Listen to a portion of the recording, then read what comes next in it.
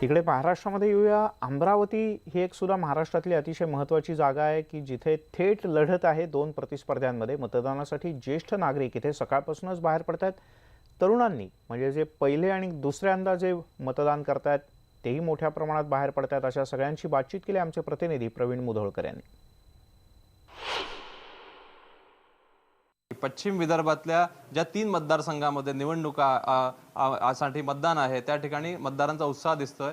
मी आता अमरावती लोकसभा मतदारसंघामध्ये आहे आणि या ठिकाणी सायन्स कोर मैदानामध्ये आपण पाहू शकता की सकाळी 7 वाजतापासून म्हणजे 7च्या पूर्वीपासून नागरिक आले होते मतदान करण्यासाठी आणि 7 वाजतापासून रांगा ज्या आहेत त्या सुरू झालेल्या आहेत। व्हीव्हीपॅट मशीन्स आहे आणि व्हीव्हीपॅट मशीन्समध्ये प्रिंटआउटच्या माध्यमातून प्रत्येक मतदाराला दिसणार आहे की आपलं मत हे बटन दाबल्यानंतर कोणाला गेलं। त्यामुळे सकाळपासूनच रांगा ज्या आहेत त्या लागलेल्या आहे। वातावरण हे विदर्भामध्ये 45 डिग्रीपर्यंत पोहोचलं होतं, पण आता पाऊस आल्यामुळे अवकाळी पाऊस आल्यामुळे या ठिकाणी 3 ते 4 डिग्री तापमान कमी झालेलं आहे। त्यामुळे वातावरण थोडंसं या ठिकाणी उष्णता कमी झाली आहे आणि जर या ठिकाणी कुठली सबब पुढे करू नका आणि उष्णता आहे किंवा काही काम आहे, त्यामुळे लोकशाहीच्या या उत्सवामध्ये प्रत्येकानं आपलं कर्तव्य पार पाडा हे आव्हान करण्यात येत आहे। काही मतदार आपल्यासोबत त्यांना विचारूया जे सकाळी 7च्या पूर्वीच या ठिकाणी आले आणि पहिल्यांदाच मतदानाचा हक्क त्यांनी बजावला आहे। काय सांगाल, काय भावना आहे तुमच्या? यावर्षीचा उत्साह काही वेगळाच होता। अमरावती शहरामध्ये आम्ही मातृशक्तीतर्फे 100% मतदानासाठी पण उपक्रम राबवले। तसेच इतर लोकांना पण मतदानासाठी आपण इथे यावे असे आम्ही मातृशक्तीतर्फे आवाहन करतो आहे। तुमच्या काय भावना आहे सर? मतदान म्हटलं का एक उत्साह असतो आणि हे एक राष्ट्रीय कर्तव्यही आहे। प्रत्येकाने आपलं राष्ट्रीय कर्तव्य बजावलंच पाहिजे। या ठिकाणी निवडणूक आयोगाच्या वतीनं प्रत्येकाला कुठलाही त्रास होऊ नये यासाठी प्रयत्न केले जात आहेत। दिव्यांग व्यक्तींना सुद्धा नेणे आणण्याची व्यवस्था निवडणूक आयोगानं या वर्षीपासून केली आहे। दिव्यांग व्यक्तीसोबत आपल्यासोबत आहेत, ते स्वतःहून आले आहेत आणि 2 व्हीलर वर बसून ते आलेले आहेत। त्यामुळे कुठल्याही पद्धतीनं सबब त्यांनी पुढे केली नाही।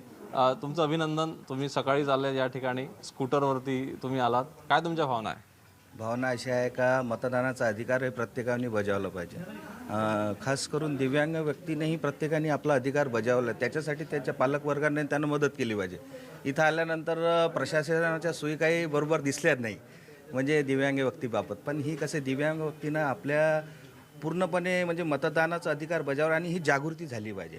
त्या अनुषंगाने मी मतदान करण्यासाठी आलो आणि प्रत्येकाने हे आपला हक्क बजावला पाहिजे। पहिलं वर्ष भारतामधलं असं आहे की निवडणुका नाही आहेत असं वाटून राहिलेलं आहे। जे खरोखर उत्स्फूर्त कार्यकर्ते आहेत, कार्यकर्ते म्हणण्यापेक्षा वोटर्स आहेत, ज्यांना आपल्याला ज्याला कोणाला मत द्यायचं आहे ते द्यायसाठी म्हणून लोक स्वतःहून येऊन राहिलेले आहेत। मतदानाच्या यादीमध्ये तुमचं नाव मिळेल की नाही याची गॅरंटी राहिलेली नाही आहे, पण मागच्या निवडणुकीपर्यंत असं होतं की प्रत्येक वेळेस कार्यकर्ते घरी जाऊन लिस्ट द्यायचे, कमीत कमी मतदार तुमचं नाव आहे नाही आहे, नंबर किती आहे काय आहे, पण आता तसं भविष्यात असं होणार नाही। जे खरोखर उत्स्फूर्त वोटर्स आहेत ते स्वतः जाऊन स्वतःचं नाव शोधतील आणि स्वतः वोट टाकतील। खऱ्या अर्थाने लोकशाहीची सुरुवात याच्यानंतरच्या निवडणुका ज्या आहेत याला होईल असं मला वाटतं। अमरावती, बुलढाणा, अकोला या मतदार संघामध्ये मोठ्या उत्साहानं सकाळपासूनच आपण पाहू शकतो की या ठिकाणी मतदान सुरू आहे, रांगा लागलेल्या आहे आणि कुठल्याही पद्धतीनं सबब पुढं न करता मतदार हे येत आहेत आणि सकाळपासूनच हा उत्सव जो आहे लोकशाहीचा हा सुरू आहे। त्यामुळे बाहेर पडा, मतदान करा असं आव्हान निवडणूक आयोगांपासून, सामाजिक संस्थांपासून, सर्वच राजकीय पक्षांनी सुद्धा हे केलेलं आहे। त्यामुळे प्रत्येकानं या लोकशाहीच्या उत्सवामध्ये आपलं कर्तव्य पार पाडणं आवश्यक आहे। व्हिडिओ प्रशांत मोहितेसह प्रवीण मुधोळकर, न्यूज 18।